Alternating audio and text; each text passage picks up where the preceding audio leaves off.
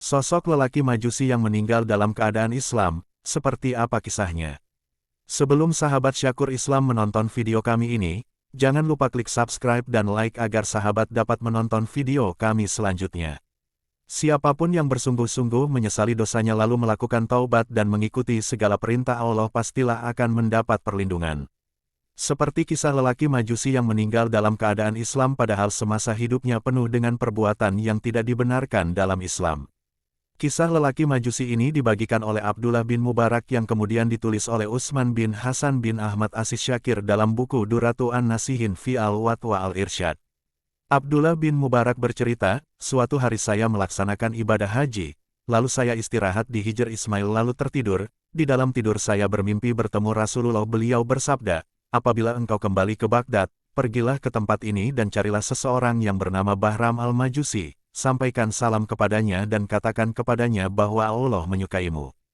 Lalu saya terbangun dari tidur seraya mengucapkan, mungkin ini hanyalah mimpi dari setan, kemudian saya berwudu, melakukan tawaf di Ka'bah untuk beberapa saat, akan tetapi di saat itu saya dikuasai rasa kantuk yang luar biasa, lalu tertidur dan di dalam tidur saya bermimpi yang sama yakni bertemu Rasulullah untuk menyampaikan itu. Kejadian ini berulang 3 kali.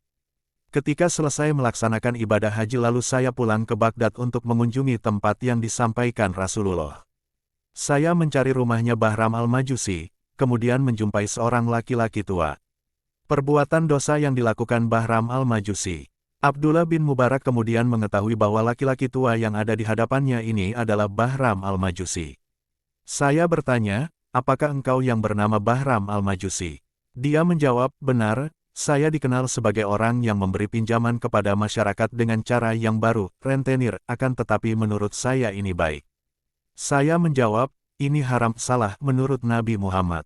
Saya bertanya lagi, apakah engkau mempunyai kebaikan selain itu? Dia menjawab, ada, saya mempunyai 4 putri dan 4 orang putra, lalu putri saya nikahkan dengan putra saya sendiri. Saya menjawab dan pula bertanya, ini juga haram, salah. Apakah engkau mempunyai kebaikan lain? Dia menjawab, ada, saya membuat jamuan makan untuk orang-orang Majusi pada saat pernikahan putri saya dan putra saya. Saya menjawab dan pula bertanya, ini juga haram, apakah ada kebaikan lain selain itu?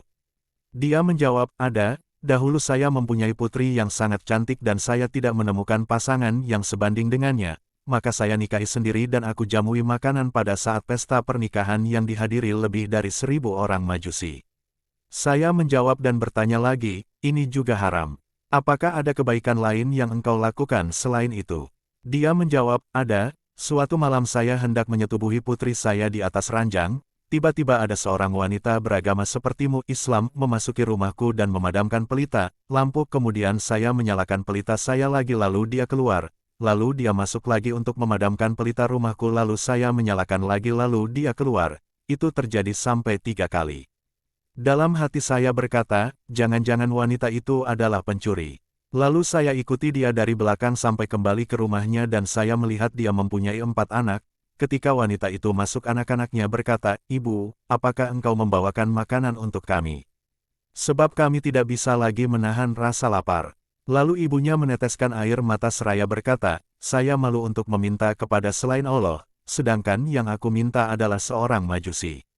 Ketika saya mendengar ucapan wanita itu, lalu saya pulang ke rumah untuk mengambil sebuah wadah yang terisi penuh makanan, lalu saya membawanya sendiri ke rumahnya dan saya berikan kepadanya maka ia sangat senang sekali. Abdullah bin Mubarak berkata, inilah yang dimaksud dengan kebaikan, aku akan menyampaikan berita untukmu. Kemudian saya menyampaikan mimpi tentang Rasulullah itu kepadanya, dan saya ceritakan semuanya kepadanya. Lalu Bahram al-Majusi berkata, saya bersaksi bahwa tiada Tuhan selain Allah dan saya bersaksi bahwa Muhammad adalah hamba dan utusan Allah. Tiba-tiba dia terjatuh dan meninggal pada saat itu juga, saya tidak bisa meninggalkannya sampai saya mandikan dan mensalatinya. Ketika itu Abdullah bin Mubarak mengatakan, wahai hamba Allah, bersikap dermawanlah kepada semua makhluk Allah. Sebab cara itu dapat merubah permusuhan menjadi kasih sayang.